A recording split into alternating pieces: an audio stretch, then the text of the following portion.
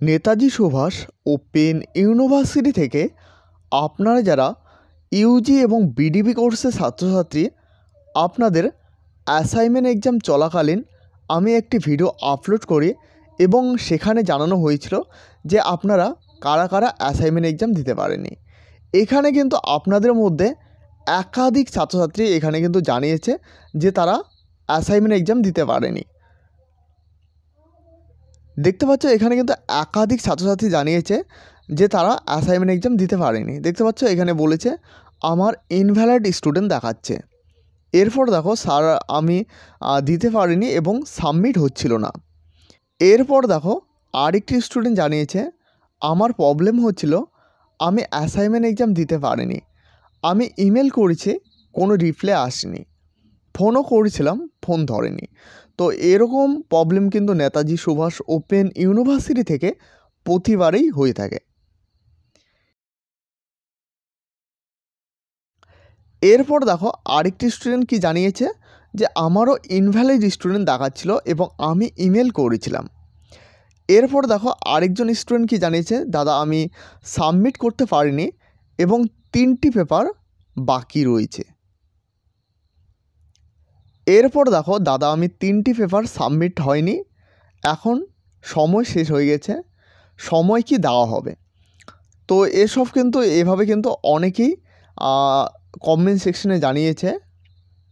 Assignment exam দিতে গিয়ে যে সমস্যাগুলো হয়েছিল, অনেকেরই পজ শেষ হয়ে গেছিলো এবং অ্যাসাইনমেন্ট এক্সামটি অটোমেটিক সাবমিট হয়ে গেছে এবং অনেকেরই পেজ ওপেন হচ্ছিল না এবং অনেকেরই আবার ইনভ্যালিড স্টুডেন্ট দেখাচ্ছিল।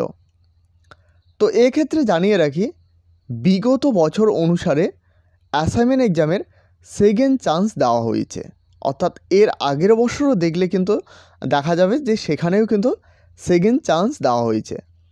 এই অ্যাসাইনমেন্ট এক্সামের পোর্টালটি কিন্তু পুনরায় ওপেন করে দেওয়া হয়, অর্থাৎ রিওপেন করে দেওয়া হয় 2 থেকে 3 দিনের জন্য। এর আগের বছর আমরা যদি দেখি 26/8/2024 থেকে অ্যাসাইনমেন্ট এক্সাম শুরু হয়েছিল এবং শেষ হয়েছিল 2/9/2024।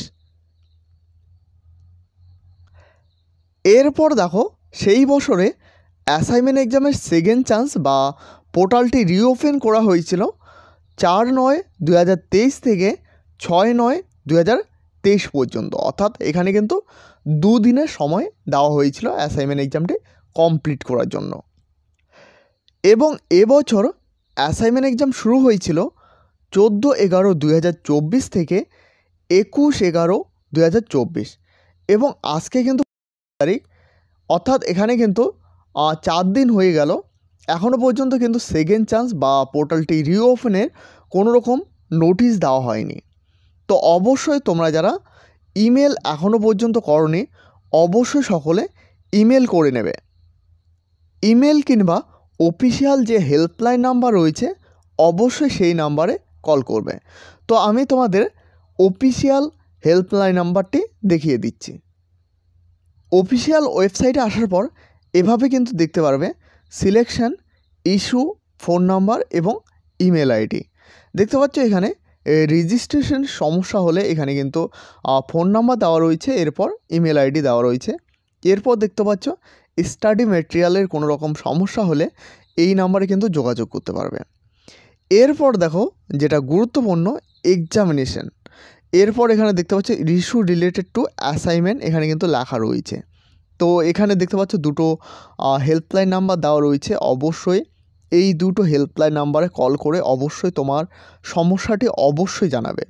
এরপর দেখতে পাচ্ছ এখানে কিন্তু একটি ইমেল আইডি দেওয়া রয়েছে, অবশ্যই এই ইমেল আইডিতে একটি মেল করে দেবে এবং অবশ্যই সেখানে বিস্তারিত জানিয়ে দেবে যে অ্যাসাইনমেন্ট এক্সাম দিতে গিয়ে কী সমস্যা হয়েছিল।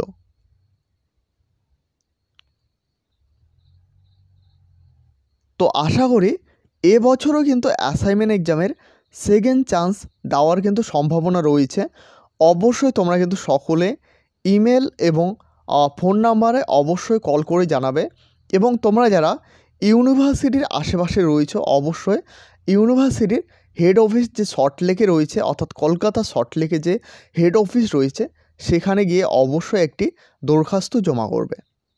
তো এই হলো আজকের গুরুত্বপূর্ণ আপডেটটি ভালো লাগলে অবশ্যই একটি লাইক করবে এবং এই চ্যানেলে প্রথমবার হয়ে থাকলে অবশ্যই চ্যানেলটিকে সাবস্ক্রাইব করে সাথে বেল আইকন প্রেস করতে ভুলবে না। এবং এখনও পর্যন্ত আমাদের হোয়াটসঅ্যাপ গ্রুপ এবং টেলিগ্রাম চ্যানেলে জয়েন না হয়ে থাকলে অবশ্যই সকলে জয়েন হয়ে নেবে, কারণ সেখানে সমস্ত আপডেট সবার প্রথমে দেওয়া হয়ে থাকে। ভিডিওটি শেষ পর্যন্ত দেখার জন্য অসংখ্য ধন্যবাদ।